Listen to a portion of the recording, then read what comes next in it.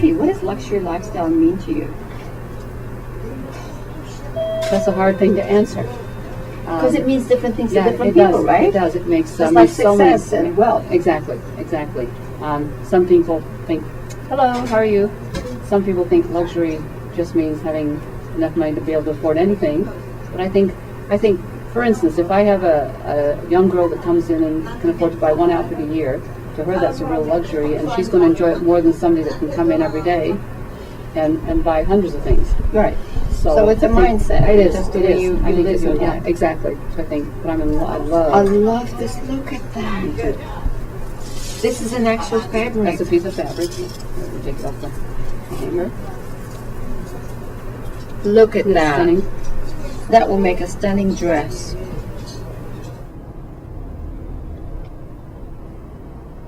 So now, getting back on the Power of Femininity segment again, what message do you have for women out there who want to establish their femininity, yet they struggle with this masculine power because they want to be successful in the career and the business, but in the personal life, they're this soft, gentle person, but they can't seem to find that balance?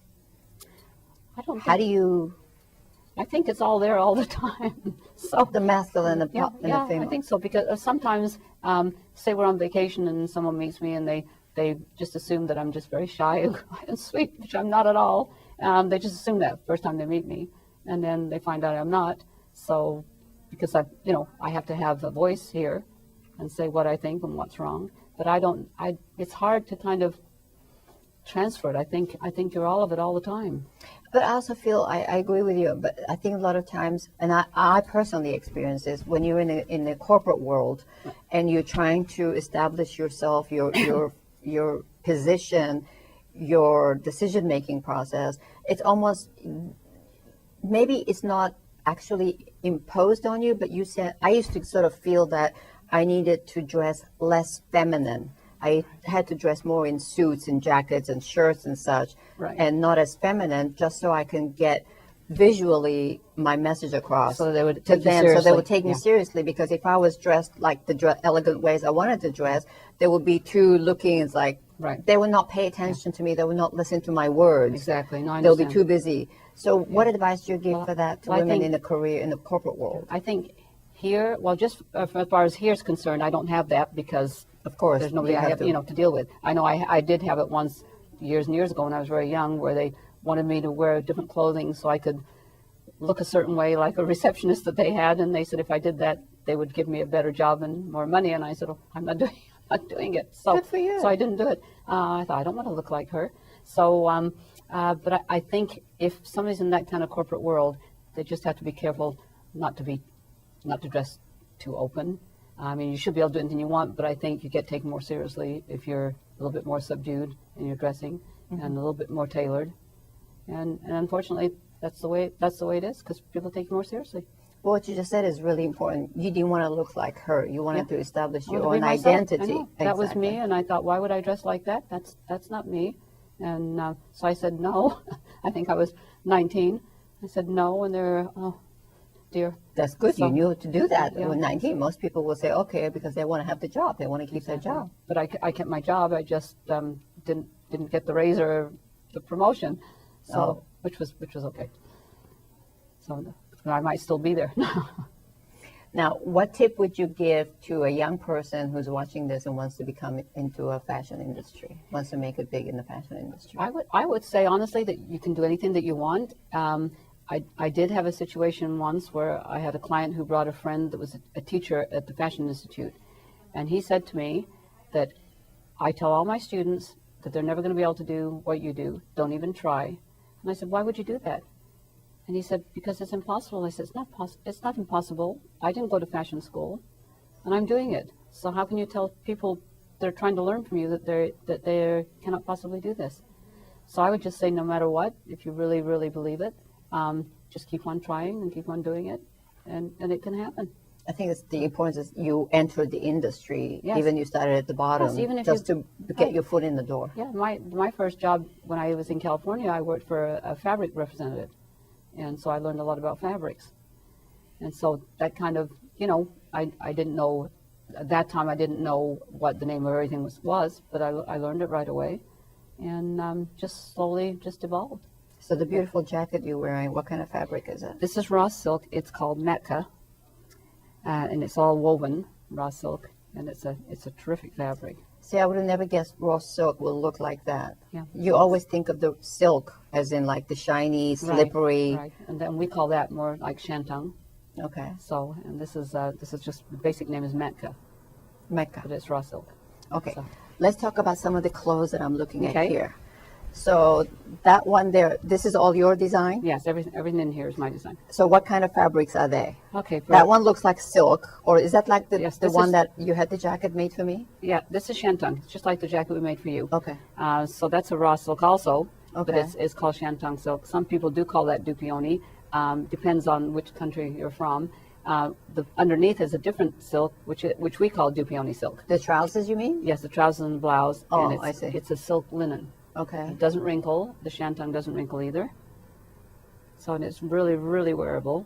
And then these two jackets? These two here, this is all. The one on the tweed one is a wool and a silk blend. That's from Paris, the fabric. The one on the right, that's a wool crepe. And then the one on the far right, the blue one, that's also raw silk. A little different weave than the one I have on. Which one, the blue one? Yes. Yeah, I see. Okay. So what are some of the craziest stories you can share with people, with your clients and design? Well, I just had one day we had 3 appointments all close to the same time, and it was hilarious because I had one of my customers came in and she was a lady in her 70s that needed a gown for an event that she was being honored at. I had a couple that came in and brought a 13-year-old that was going to have a bat mitzvah who wanted a dress, and then I had the manager of a rock and roll group that came in dressed in his all studded boots, big leather jacket, and he came in to get some things for the group that he was working on all at the same time. So the conversations that were going on at the same time were hilarious. I can Because, imagine. I mean, just absolutely hilarious because it was so completely From a opposite. rock star to the Bat mitzvah conservative girl and to the- bar mitzvah. Yeah, I know. So it was, and we had the best time. Something else that I would like to share with the audience, that they may also be experiencing similar situations that you go through. Right. Now, one thing with Wendy is that you need to be careful with wearing perfume with her. Exactly. And like you said, for many years you had no idea what that was, yet you were experiencing certain symptoms, but you didn't know what it was and what was causing it. Right. Do you want to share that? Well, I knew that I had developed an allergy to perfume, and I was having terrible reactions from it. Depending on what perfumes it was, it gave me a different symptom. And then I found out that formaldehyde wasn't being used in perfumes anymore, and they changed into chemicals for the drying agents. So the drying agent had all these chemicals in it, and that's actually what I was allergic to. So recently I just found out that there's a syndrome, which I have, and these chemicals cause your cells to do something really strange and kind of attack yourself when you get around the smell. So, But was there certain symptoms that you were experiencing was, that yes. before you even knew it was perfume? Exactly. I mean, I'm sure there's some Yeah. people out there, That they don't may know. experience Yeah. the symptoms, but they go, I don't know what's causing this, I- yet they're yes. putting on all those perfume. It's I making would it get worse. ocular migraine, which was horrible because it takes sight out of your eyes. Part of it's like looking in a mirror that's broken. That was one thing. Different kind of perfumes or cleaning products would then make me, right away I'd lose my voice and I'd sound like I was croaking, and then I would get a terrible stomach ache and upset stomach for the rest of the day. So when I'm not around those perfumes, I tried to avoid being around anybody that has it on, but then it's hard to do when you're in the store and people are coming in and out all day. She literally has a sign on her back door, which is most of her clients Yes. use coming in through the back door, about being careful about not wearing perfume. I and Cammie today is not wearing perfume, and I'm not wearing perfume only because so we can have this interview I with you, know. because I have experienced her sometimes when I had my Bulgari on and I'm in here, depending which one I'm wearing, she has literally choked Yeah, I can't- and can't she's talk. not able to talk, and I have to sometimes come into place, and I will stand back and have a communication with Wendy from the Right. distance just to get a message across because I'm wearing perfume. Exactly. And you're Yeah, and one of my women that works for me, she has the same, similar, but she gets different reactions. She actually can't talk. She just goes white as a sheet, can't talk, and almost passes out. So it's terrible. So We're it's talking to it's each hard to avoid. It was really fun. wonderful. Well, we've had a fun conversation with Wendy. Anything else you would like to share? No, I just With the think it's wonderful what you're doing and getting words out to people to know that they can actually accomplish things and they can do things. That's what Nothing it's can all stop about, them. making a difference. I think It is. one of the missions of Power Femininity is getting together with women such as yourself, powerful women who've really made a mark in their career, in their life, and now they join together. And I know you're very involved in a lot of community work and causes and such. Right. So, and that's the key, is bringing all these women together so we can give back and for the next generation and even for other women and children who Exactly. need just want guidance. I think most people, they just want guidance because they lack that belief, that Plus, self-belief, which It's a little scary, you know, when you're trying to do something and you think nobody's going to take me seriously. So you just have to keep trying. that's the best way to end it. Just keep trying. That's all we can say.